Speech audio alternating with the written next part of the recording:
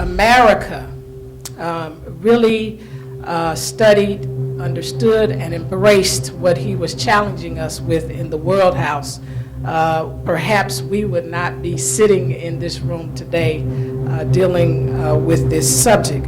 But nonetheless, that is usually the case with prophets. They are not heard in their generation, but their words continue to resonate in the atmosphere and environment, and there are other generations that come along and capture those words and seek to embody them so that they can further advance the truth and the meaning of those words. And so Dr. King still lives. I have a saying, the dream lives and the legacy continues. So the beloved community, most of you all are probably experts on the beloved community. I'm still trying to fully understand and grasp it myself. It is achievable, I believe, and Dr. King believed that it's achievable. And as most of you may know, it was a term first coined in the early days of the 20th century by the philosopher theologian Josiah Royce, who founded the Fellowship of Reconciliation.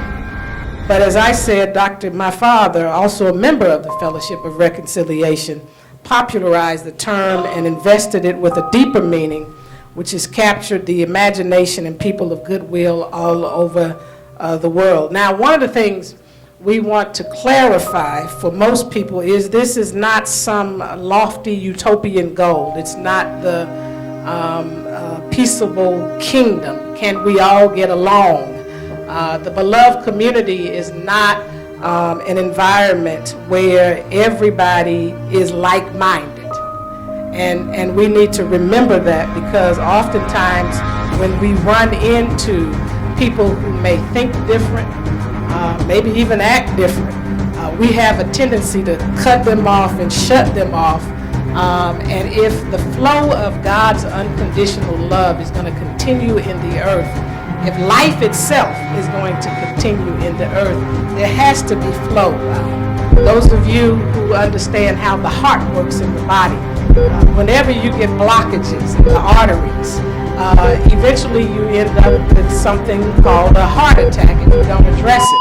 And so it's very important in a beloved community, just as in the heart, which is the centerpiece of the body that keeps things flowing, that we make sure things continue to flow and that we address those blockages, those differences that we may have, not in a sense of trying to convert someone to how we think, but in a sense of trying to create an atmosphere where we respect each other's dignity, worth, and value, that we understand our commonality more than our differences.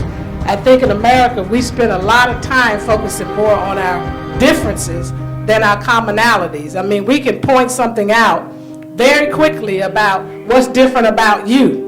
And we can create something else to say what's different about you. And I'm afraid if we keep going in that vein, then we're going to continue further separation and division.